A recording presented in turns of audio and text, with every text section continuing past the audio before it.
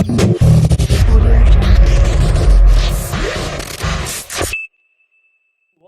everybody. Beau Billington with another episode of Finding That Next Year. Sitting here with Ben Vollmar. Thanks so much for joining, Ben. Yes, thanks for having me, Beau. Yeah, so I think you got a pretty cool business here. You know, Flatlands Coffee, based in Ohio, started off as kind of a brick and mortar, which I want to get into the backstory there. And now you're kind of going full e-commerce with the ability to really kind of expand your presence, your reach, and get good coffee out there. Prior to jumping into everything, let's kind of learn a little bit more about kind of who you are and why you're so passionate about coffee. Where does that come from? Yeah, sure. So for a lot of entrepreneurs who start something, it's because we have this extreme obligation, this inherent desire to make something great, to fill a void, or we're really passionate about something. And so finding that North Star is key, right? Whatever your driving factor is. So for me, like coffee was such a part of that. I mean, at first it's like the romantic thing. There's so many people that dream of opening a coffee shop, right? Someday, because it's like a romantic thing to do. So working in the industry, just seeing like how much we're able to influence so many people of the community, turn their day around. That was a big component. And then fell in love with the product, realize in our area and at my town, there was no idea, like this population doesn't even know of the kind of quality coffees that are out there that they just even basically sip. Folgers or busts. Yeah, a lot of the darker roast coffee, nothing against darker roast coffee, right? But the higher end coffees, generally you want to taste the bean rather than the roaster, right? So if you're roasting it more delicately, like a coffee should have a natural sweetness. Coffee's a fruit. And so if you have a really great quality coffee roasted properly, you're going to taste a natural sweetness. The smoothness is going to be great. So it's your same great roasted coffee that you're enjoying at home, just done unforgettably, right? I like that. Yeah. So that's where the passion started for me. Awesome. And so were you always planning on opening up, brick and mortar store? Was that the goal? Did you always, in the back of your mind, were you thinking about e-commerce as well?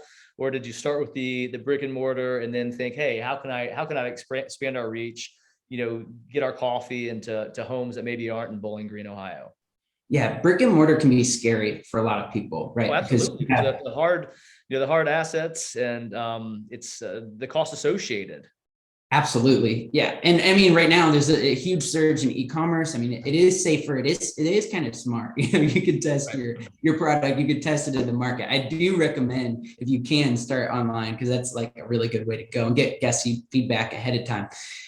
For me, I have been extremely passionate about a cafe setting and passionate about the guest service element, the face-to-face interaction, right? Which was completely stripped away from us in 2021, right? Or 2020 with COVID. So I wanted to open the shop. We were doing the best we can, like as a young 21-year-old, just a young college business student, telling, the Chamber of Commerce, I want to open a coffee shop in town. And they just roll their eyes at me, and like, oh, no, we already have one coffee shop. Like, we don't need another one, right? Right. So, but I knew the vision, I knew the passion. I had this burning desire to make this happen and to serve our community. And I knew that people would enjoy another space to hang out and enjoy the community that we have here in town, because as a college town, a small college town, we have a lot of bars, and that was like the only hangout scene. I mean, other than this one other coffee shop. So if you're trying to get some work done, you don't necessarily want to be drinking. At least I don't. I go to coffee shops. I have local cafes around here that I go to, different ones, weekly. And that's where I get, hour, 2 hours worth of work. I get my espresso and life's good. Yes. And the bars don't even open until like 4, after for me, I'm a morning person. Like all my productive time's already gone by the time like all these places are open anyway. Right. Yeah. So, just with the burning the values and knowing, we want to serve the best quality, offer the best service, and we want to be able to do that and not have to tell people. We want people to be able to, perception is reality. Agreed. In business. If I have to tell you what our core values are, I'm not doing it, right? So I wanted to do this in brick and mortar, and we made it happen. Oh, that was a long process. We made it through a ton of challenges to get there. And now, I mean, that's kind of, I think why you found me, Beau, is because we do live and breathe our values so much that we don't have to tell anybody what our values are. People know it. People start asking us, how is Flatlands so magical? Like they want consulted. They want to hear how we do guest service. They want to hear our approach. And, that's why, we've gotten the kind of attention that we have. And now we're trying to bring it to e-commerce. Now, Sure. like So how long have you been in business now? 10 years? oh dear. We've been in business for 6. Our brick and mortar's been open 6. And since then, we've expanded into a bakery. So we have a separate location for a bakery. Nice. And the bakery supplies the cafe. And then we have a third location where we do all of our coffee roasting and distribute to the cafe and around the globe through our e-commerce. But it's been always pivoting, because I think leaders of any organization, as a leader, you need to be able to pivot. You need to be able to adapt, even though it's not comfortable as a leader. So as a work, we need people that aren't always changing, because once we find a way that works, like we need the people that like the same, that find life in doing the same thing over and over again, and just like doing the craft really well and actually getting it done. Otherwise, if we were all just, oh, well, change it today, change it tomorrow, change it, you're never going to get anywhere, complete any project. Agreed. Oh, I totally agreed. So let's talk a little bit about kind of the brick and mortar. So you've had that location for 6 years. I don't know where I got 10 from, sorry, but you've had it for 6 years. Oh. And when we initially spoke, you mentioned that, you got a quote for 50 grand. And I think nobody really took you seriously because you're a 21-year-old, kid who's going to open up a coffee shop. And then once you actually got the monies to, kind of create the coffee shop, you got a different quote. And so how did you feel, and how were you able to kind of jump that hurdle and actually get your coffee shop opened and launched? Well, to bridge that gap really quick, I'm excited to answer your question, Beau. That's a fantastic question. The 10-year, the reason you were thinking 10-year is we have been doing business under the name Flatlands Coffee for 10 years. Yeah. So initially we earlier talked about starting a lower investment startup, like maybe doing online now, because that's the new thing. For us, we operated under the name Flatlands Coffee, and then friends and family knew, like, Ben is on a mission of finding great coffee. So I just order coffee for me, throw in some extra, and then distribute to friends and family. So in a way, I've been operating under Flatlands for 10 years, and it's been, an ongoing planning process. It took a long time to open the cafe, because I am a recovering perfectionist and workaholic. It's a big problem in entrepreneurship. I'm same as it pertains to certain things. And, the further I get in my career, which has been 4.5 years as a business owner, I've learned you got to kind of let go a little bit. Nothing's ever going to be perfect. Get it as good as you can, get it out, and then continue to kind of enhance. Absolutely. That's what I love, that you're doing this, finding that next gear podcast, just get it done, and, you can build upon it, grow it, the minimum viable product. We got to fail faster so we can figure out what works and, adapt. That's tough though, because ego's involved, right? When you fail, it's like, oh man, it's me, or market dynamics were not correct. And maybe it could be either one of those scenarios, but it could be a tough blow. And so sometimes it's a lot easier to, keep it locked up and not put it out there. And that's something I'm working through myself as well. So, but anyway, hey, back to you, Ben. So 21, have this grandiose idea to open a coffee shop, 50 grand is the quote. You finally get the money. And then all of a sudden, what? Yep, exactly. So this young 20-year-old, I was given a 50 grand quote because the contractor came in. I don't know how to do construction, right? Like I know how to do coffee. I have theories and beliefs on management, but never had any real life experience at that point, doing that. And then he said, yeah, 50 grand. So we go to Kickstarter, right? Which is where you crowdfund, you have people buy into your dream and you give them rewards for buying in. Like, okay, so we're going to give you this added discount. If you pledge this amount of money, we're going to give you this amazing deal. Tchotchkes or hat or shirt, or maybe part of the company. Yeah, exactly. And then for us, we had tables named after people too, for instance. So there's plaques on every table with a name on it. It's just kind of like paying homage to, the founders of people that helped get us started. But we failed the first time on our Kickstarter. And then we went at it again, this time with some investors as well. So our total goal wasn't as high. So when we failed, nobody was charged anything. There's no skin in the game. You don't lose anything. But then when we succeeded and raised the total we needed, the gap we needed the second time was only $10,000. So we fundraised $20,000, right? Needing 10 grand. And then we were able to go back to the contractor. Guess what? This young 20-year-old college student got $50,000. Right. You just see his jaw drop. His eyes widen. Crap. What have I done? Yes, exactly. He was trying to deter me, say like, oh, 50 grand, there's no way he's going to keep this up.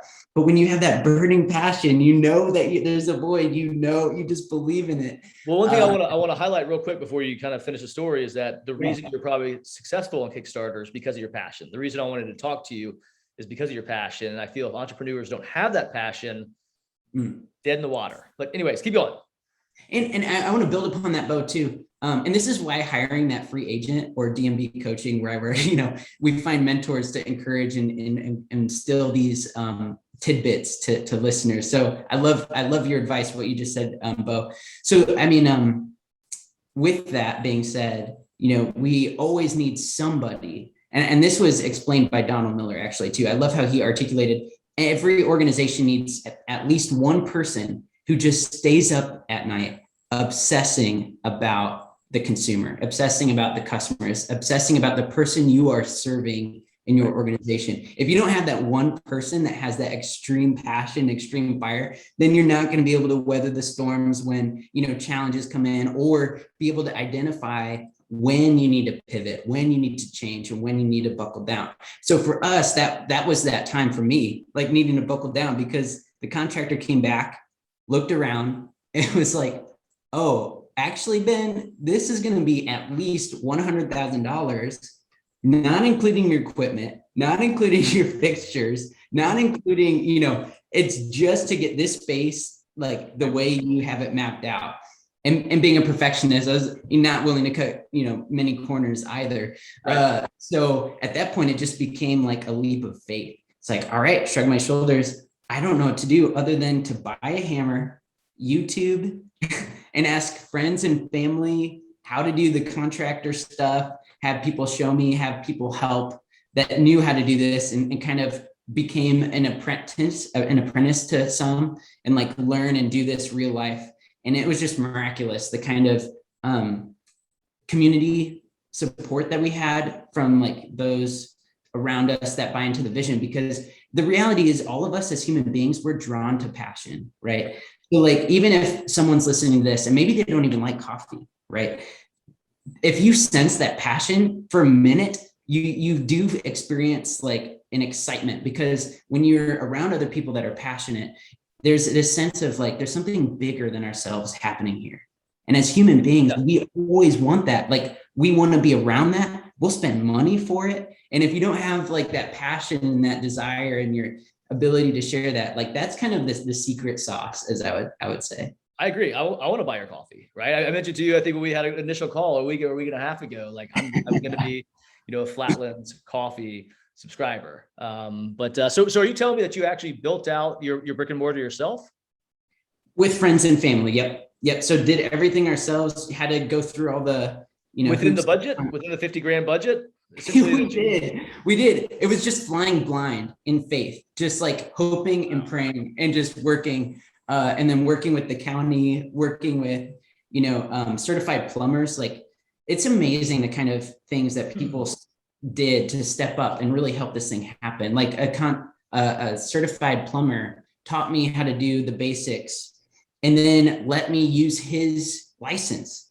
So I did all the work. He came in and he inspected before the county inspector, because his name's on it too, right? Sure. And so the county didn't really like that. So, I mean, they picked out every little thing, like the toilet was 1 inch too close to the wall. So I went back under the crawl space, tore up the plumbing and had to move it all, just 1 inch, but. How long did it take you? It was months and months of construction because I didn't know how to do anything before then. Now I only know commercial code. I can do plumbing, electrical, general construction. Wow. But when you have that North Star, your eye is just still on the prize. And then the issue then eventually becomes like just comfort, set in your ways, because there's like a lot of comfort that we find in sameness. So when you're in control of your space, I understand the context, I understand construction and what I'm doing here. And then it's always helpful to have those people in your life that's like, all right, this is good enough. We're going to open, we're going to make this happen. This is the deadline and things like that. So take me there. So it took you months to kind of get to this position. You basically bootstrapped the business, which is fantastic. You literally built out your space, which is insane. You finally opened. And then how was that? Was it like, was confetti falling from the skies and people were lined up around the corner, or was it a real slow burn? Both. To answer your question, I guess there was a ton of magic in it to me, because what we did too is we didn't even have all the equipment installed the day before we were scheduled to have a soft open. Wow. So we worked literally all night long. And I had some friends who were willing to do that too, and let me sleep a little bit, because then I had to work a full day. Bought them some beer and gave them free coffee for life. Oh my goodness! Yep, actually, I shipped some out to one of them this week. So yeah, so I mean, it was an overnight thing, and to see something so grand, because we did do our best to hold to our vision of the space and the design. Like the space that we have built out really looks like it belongs in Chicago. And we are in a tiny town of Bowling Green, and our downtown consists of 4 blocks like that. That's it. And so, and it's in a much lower average household income area. So it just became like this magical thing. Wow, this space with all this window and modern, minimalistic interior design. My wife is an interior designer, just so different than. Sure.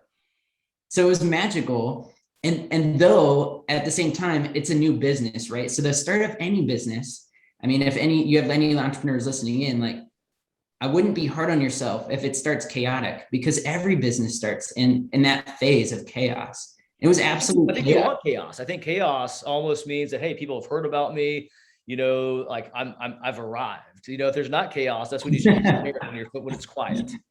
Yeah, so you have that too. You have like that initial like huge wave of guests, the initial buy-in of, this is new. So everyone that does love changing things up, you're going to get that huge wave at first, then it falls down, and then a good business have that steady incline. For us too, I mean, we didn't have shelves for stuff. Everything was just in boxes. Like, where are the cups? Oh, maybe that box over there, maybe this. So we're just slow and not as efficient, right? And we're doing our best. And our guests saw that we were doing our best, like that we were trying. We were thanking them. We were not just on our phone, like sitting back, just like chilling out. We were showing with our nonverbal body language that we are out to serve them. We are out to, make their day.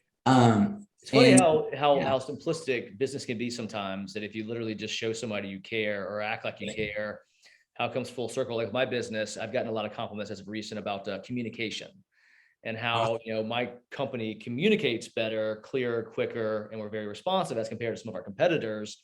Yeah. And like, to me, that's just table stakes. That's just what you do. I'm in business. I need to return your call. I need to be proactive. Yeah. And it's funny how that can be a competitive edge, by just keeping the customer in mind. And that turns into referrals. People have a good experience. They're like, hey, they hear about a need and like, hey, try out Beau, try out Ben, and go to Ben's coffee shop. So it's pretty interesting how if you have a customer first approach, it does pay dividends. Right. And that's where your purpose comes from. I always encourage everyone I talk to, to realize what you're doing, how it impacts other human beings. Sure. There's nothing more valuable than another human being, like an individual, smart, independent thinker and unique individual. And we're able to actually serve other people and make their day, turn their mindset around, show them that they're cared for. And there's nothing more valuable than that. I mean, there's so much, if you're just looking down, building a widget and that's all you're thinking of in your head, that's for me, and I really would argue for anyone, there's no real value. That's just like being a robot. But there's something special that happens with two unique, intelligent human beings bonding over connection, sharing care for one another, and everything we do should be tied to that. I mean, yeah, right. So coffee is like, maybe perhaps those listening might say, well, that's more obvious, right? Maybe, but at the same time, everything we do, you're doing it for a reason. Like Right. ultimately you're selling to somebody, and I would say, better be making their life better. Otherwise, maybe you should consider where you're at. Good point. No, I agree. So been in business 6 years, had your soft opening, and I'm sure an opening after that. Business was probably great. And then all of a sudden COVID happened. Oh And yeah. what Yeah. do you do? Right. I mean, I went through COVID as well. Life was humming along. Business was great. And then it's like, Yeah. this is like the apocalypse, right? Like what is going to happen? And yeah. So how did you weather the storm? Right. So there's two types of people. One is the type of person that buries their head in the ground and hopes that it just blows over. Yeah. And there's the other type of person that takes charge and takes control of their life and recognizes that you can increase the odds and probabilities in your favor to weather the storm. Maybe it won't, and maybe this is a very long. You have to be active. To your point, you've got to be active, and I think that's the key characteristic, and perseverance as well. So keep going. Right. Yeah. So I have another friend who kind of did that. I kept encouraging them, like, hey, I'd love to talk. I'd love to give you some thoughts to keep your restaurant open and so on and so forth. And they were just wanting to wait. And you can't change that. And I all you can do is offer, that kind of thought to some people. For us, I do strongly believe in pivoting and adapting, and we're almost notorious for that at Flatlands Coffee in our cafe here. So during that time, and we again recognize what we do, our purpose. It's so meaningful. We say our mission statement is to provide a glimpse of the good life. And you can ask anyone on our team what our mission statement is. Everybody knows it. A lot of places, people, you ask the workers, they have no clue what the mission statement is. And a glimpse of the good life might be a little vague. But we have a full day of training explaining what that means in our orientation, right? So they understand what it means, but a glimpse of the good life is easy to remember. And if so many people are struggling, I mean, it was a dark, it's still a dark period. I mean, we're talking about this new variant and people are panicking. People are scared. We're seeing, a lot more depression appearing throughout society, and this uncertainty and this huge weight. It feels like there's a huge cloud over the entire globe. That's why I've stopped watching the news for a little while, just because yes. I don't see that negativity. It's all around. I'm trying to escape from it, and it's helped my psyche completely. Believe me. There was like a couple of months where my wife and I were just tuning into the news, like, what's going on? What's going on? And one day we woke up, we're like, this is not healthy. Right. This is not good. So click. Well, it used to be easier to separate. And now the funny thing is we're almost all, and that's why I think the cloud is a little more prevalent, because the news knows that our brains react to fear and it becomes addictive, and we'll get sucked into the news. So they always focus on the negative because they're smart, right? Yeah. But the thing is, this time it's actually infiltrated all of our personal individual lives. COVID has. So it's made it almost impossible for us to ignore. So that's why we have this like huge, I would argue, this huge like cloud, generally speaking. This is a generality. This is not for everybody, but generally speaking. And so as a team, we sat down and we discussed, wow, people need our mission statement, what we're out to actually do. People need what we are actually selling now more than ever before. So we're not going to close our doors like all of our other fellow restaurant friends in town that are just tired and scared, or, and I checked with the team, like, what are you comfortable with? So we built little coffee bars that like fold up, and we started offering delivery, and we brought the coffee shop to you. So people would text us, call us, and we got to learn new guest service, like frameworks for communication through written word. People had so much fun with that. And then they would order their drinks, and then we would show up to the front door, set up the coffee bar, and then ring. So then you open your door and there's a whole coffee bar right outside your front door. Oh, And you're then doing, this was not necessarily just for businesses. This was for consumers as well. it was direct to consumer. Yeah. Oh, that's So awesome. you open That's your such a good front idea. door and it's right You're like, there. I mean, I think scratch e-commerce, like you guys are like Uber for coffee. But we brought the whole, like, we wanted to bring the aesthetic. We wanted people to feel like that sense of comfort, that sense of value, and like some because everyone's grasping for some sort of normalcy, right? So they open their door and there's a coffee bar right there for you, in a barista on the other side. So there's 6 foot distance. There's no, contact, and the barista motions their hand. There's your coffee, and then you go to the bar, you grab it. The barista folds up the bar, puts it in the car, and we take off.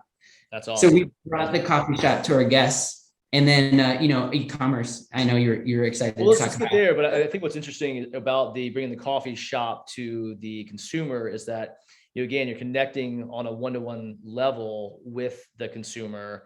Your brand's getting out there, and I guarantee you created a tremendous amount of loyalty from that situation. And the people who you guys visited are now more inclined to kind of continue to be a Flatlands customer than maybe before. So I think that's really, really cool. Thank you, Beau. Yeah. And to further help with that, like that connection and with our mission statement, we did this thing for that whole period of delivery called positive pastries. So we had these giant heart-shaped cookies, and we would say, positive messages on them. And then became this thing where people would buy it for other people. So then all of a sudden, someone shows up at your door, you're not even expecting it. And there's like a little message on a little cookie with your, drink, and just so much connectedness that was happening indirectly, because we can't actually give people hugs, but we can hug each other with. Dude, I think your next step is the Shark Tank. I think you need to go on the Shark Tank. You need to get the consumer, coffee delivered to your house, and the heart-shaped pastries. I think that's phenomenal idea. So that's really cool, man. And so did this kind of did COVID spawn the idea of the e-commerce store, that you can't rely strictly on brick and mortar because there's there's elements that are outside of our control? Thankfully, I was very slightly ahead of the game. So e-commerce was very helpful to lean in during that time.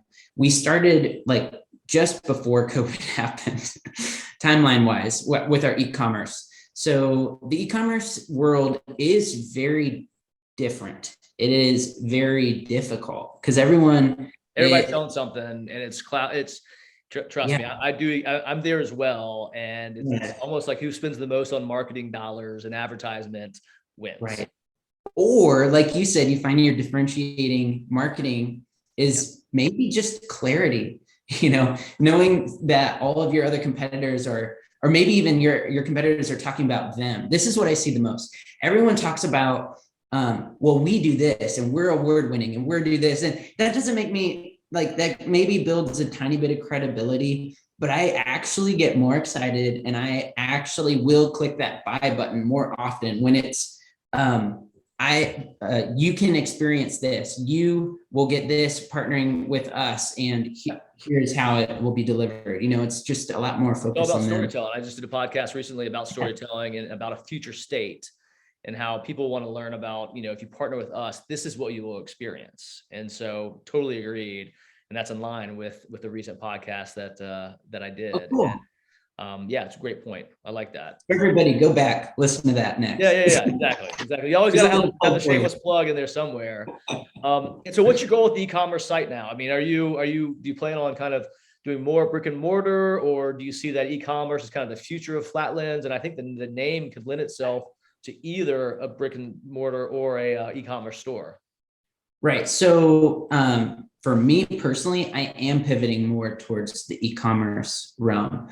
And thankfully that I can do that because most small business owners become enslaved, brick and mortar business owners become enslaved to their own shop where they're at. They'll say I can't train anybody to do this because I can do it better. And I understand the big picture as well. So I have both of those going for me. So they don't, instead of teaching them, it takes more energy up front, but only for a moment, but then it pays dividends over and over. So that's what's hard is it's most entrepreneurs, especially small companies, and the reason they don't grow is because they're so busy working in the business and not on the business. And I've experienced that myself, where it's I can do this better. I'm just gonna do it myself. But no, that's wrong. That's small time Yeah. thinking. That's gonna keep you small, right? So anyways, keep going. So smart, Bo. I love it. So that's kind of where we're at with our cafe. You know, it's all these systems, all these policies, procedures, and helpful tools and layouts and very thorough training as well. And now that's freed me to be able to focus, and they also understand what I'm doing. So they still get the sense of the big picture is we're doing this to serve our guests, to offer them value, and we're freeing Ben so that Ben can extend this mission beyond these four walls at this cafe, right? And so for me, the e-commerce has a ton more potential because there's probably few industries with such a so much competition, right? Like there's so much of a huge market. So to get like a slice of the pie is quite a challenge in the coffee industry more than most.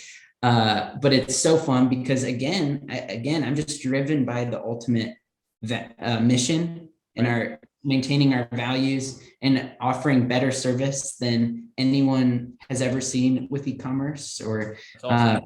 Great quality, improving that, and just serving people a memorable cup so that they can start their day out with like a lot of joy and excitement of, you know, coffee gets you fueled, and it can provide like a lot of enjoyment and taste and flavor just from a really well done coffee. So it does affect my day too. Like if I drink a coffee, I'm like, oh, this one was even more successful, and it just alters my entire day with confidence and enthusiasm.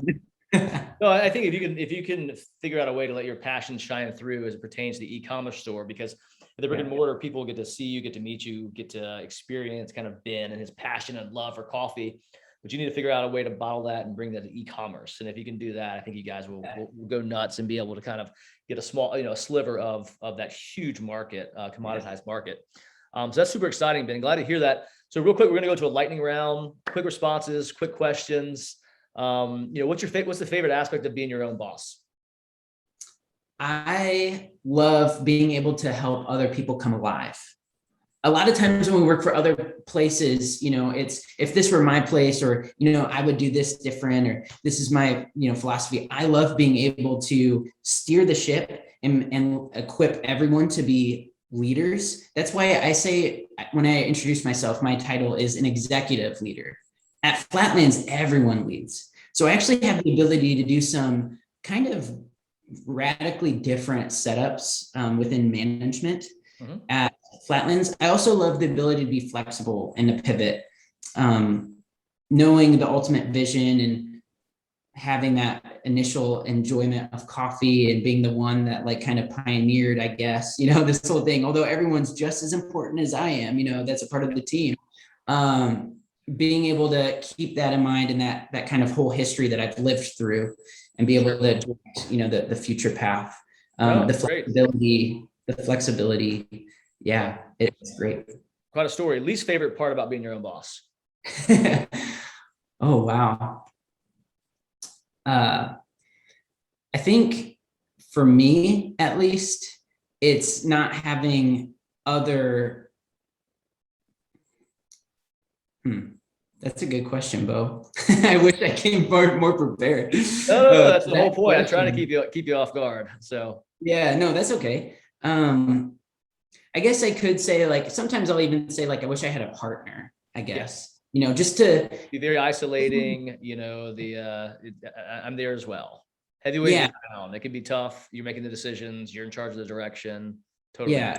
It's always nice to like process with other people. Yeah. And then, if you have someone that has the equal sense of buy-in, which is also, why I'm looking to change the entire way we're set up with like open book management and profit sharing. Like that's what I'm working on, building systems to make that happen, where I think I could kind of have those conversations that I'm looking for in a partnership.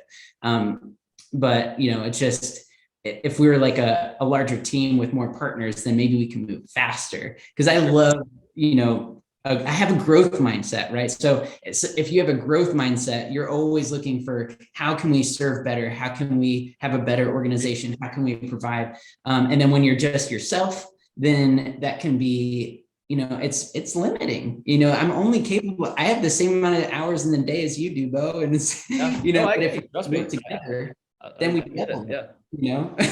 Yeah. So what's your biggest success? The biggest success was opening the cafe. I Yeah, think that's just a cool the story. initial thing, because that was such a huge thing. There was so much opposition or people that just didn't believe in us as well. Yeah. I mean, I know we talked a lot about the people that did, and that group was very crucial and important. We also had so many people who didn't. And so to actually do this thing when so many people would say, we'll never make it, you'll never open it. And already businesses have opened and closed in our downtown next to us. It sucks for them, but congrats on the staying power. So that's Yeah. awesome. We proved the naysayers wrong. The flip Yeah. side of that question, what's been your biggest failure?